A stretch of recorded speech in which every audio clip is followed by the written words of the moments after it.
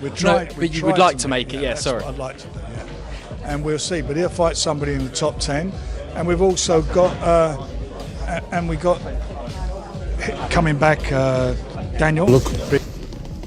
Look, I've come on since then. I've resurrected myself, so I feel, just ready for a new beginning. Really, I'm ready for a great fight. Looking forward to it.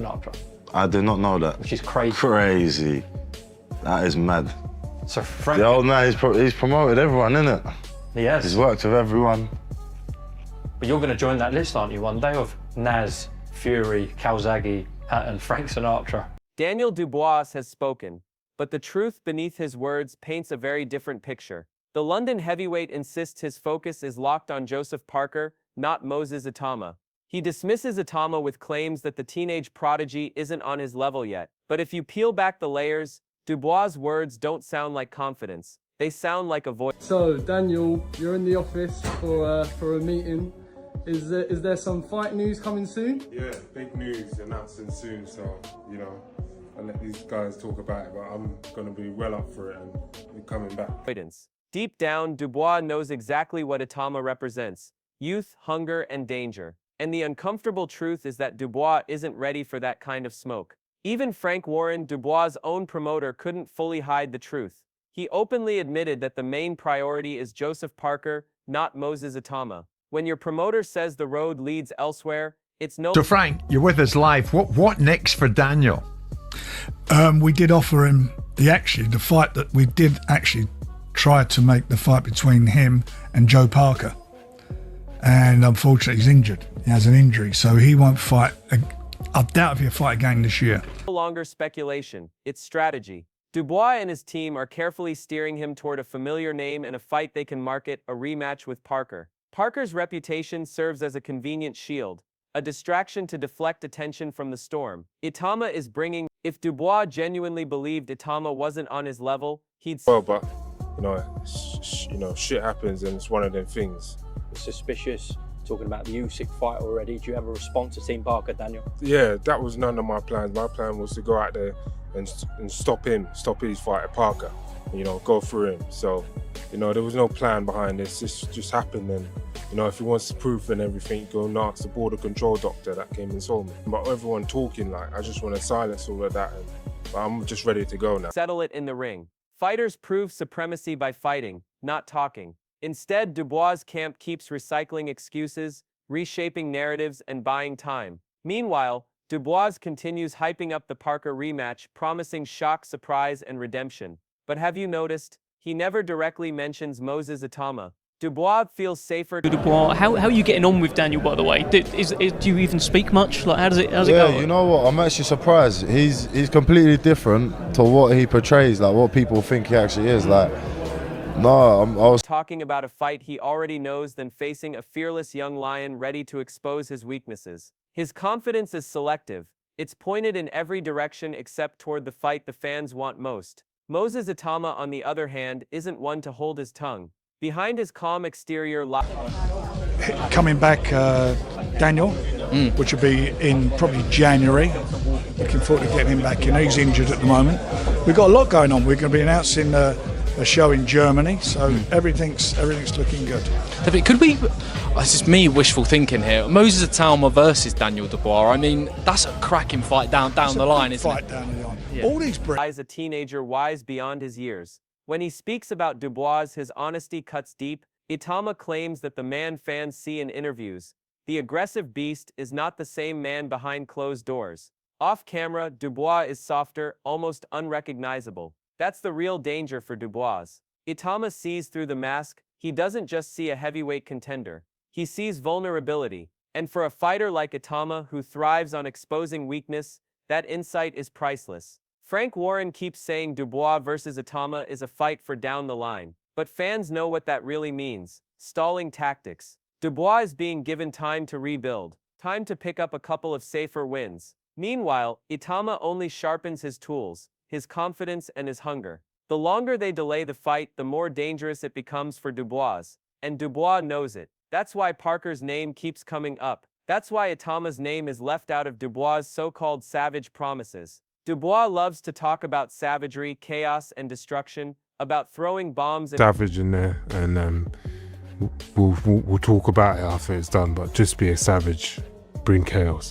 Do you think you have got under his skin, or you're going to get under his skin? I'm gonna get under his skin with these punches, with these bombs I'm gonna be throwing. So, yeah. being a beast. But words are cheap in boxing. The sport remembers what you do under the lights, not what you say in front of cameras. And history hasn't been kind to Dubois. Against Alexander Usyk, he had one moment, a body shot many argued was legitimate. But when Usyk turned up the pressure, Dubois mentally checked out. Against Joe Joyce, the story was the same. His eye may have been swollen, but his spirit broke first. That's why fans are skeptical when Dubois promises destruction yet again. They've seen this movie before, and it always ends the same way. When the fire gets hottest, Dubois finds the exit. So why Joseph Parker? Because Parker, while skilled and dangerous, has already shown vulnerabilities. He's a familiar opponent, someone Dubois can prepare for. Moses Itauma is different. He's the unknown beast. Untested at the elite level, yes, but fearless, explosive, and desperate to make his name by dismantling someone like Dubois. I just want to go out there and perform.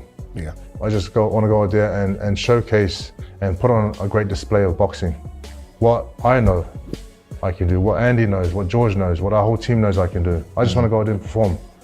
I know there's big fights out there, and I know there's other names and other belts, but none of that matters. Dubois. If Dubois truly wants to prove he's the savage he claims to be, Parker isn't the test. Itauma is. Only Itauma forces Dubois to confront the one thing fans doubt most: his heart. Listen to Joseph Parker speak and the contrast becomes clear. Parker doesn't hype himself with talk of chaos and destruction. He speaks of execution, focus, and performance. The mindset of a seasoned pro. Moses, despite being a teenager, mirrors that mentality. He isn't distracted by noise or bravado. He's focused on improving, dominating, and climbing the ranks. Meanwhile, Dubois seems more concerned with shaping narratives, carefully sidestepping the name fans keep demanding. The contrast couldn't be sharper.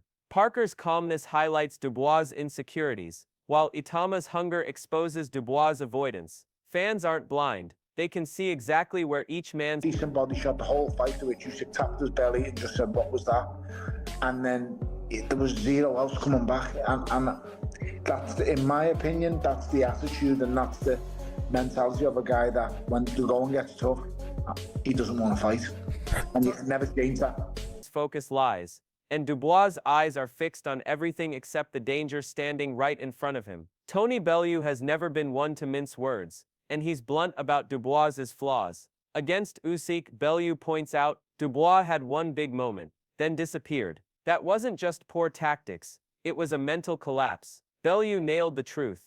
Dubois looks great when everything is going his way, but the moment real resistance comes, he falters. And that's exactly why Moses Itauma is such a threat. Itauma won't fold. He won't retreat when things get tough. He'll keep pushing forward, pressuring Dubois, testing not just his skills but his will. Bellew believes this is precisely why Dubois' team is avoiding him. Moses doesn't just test technique, he tests character. And that's where Dubois has repeatedly fallen short. Dave Allen doesn't sugarcoat his views either. Out of 10, and he walked straight past Usyk, straight to the corner, he was completely fine.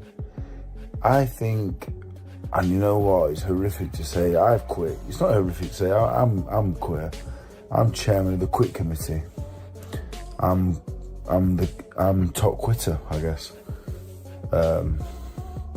Anyway, he quit, yeah, he did. He flat out calls Dubois a quitter. It's a brutal label, but once it sticks, it's hard to shake. Against Usyk, Dubois got up, appeared physically fine, and still chose not to continue. That wasn't a physical surrender. It was a mental one. Allen's blunt take reflects what many fans already believe. Dubois talks about comebacks and championships. But when a fight turns ugly, his heart has failed him before. That haunting truth is what makes a fight with Itauma so terrifying for him.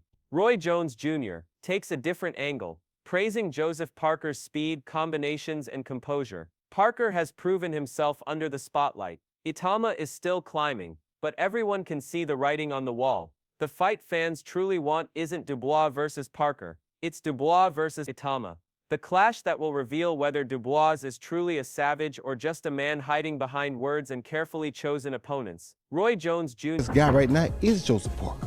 Why? Because he's not a big heavyweight. He's quick, He throws combinations. He has a great trainer with him now, in Andy Lee, and he's more comfortable than I've ever seen him in his whole career. And so I think that is actually a very good fight for both fighters.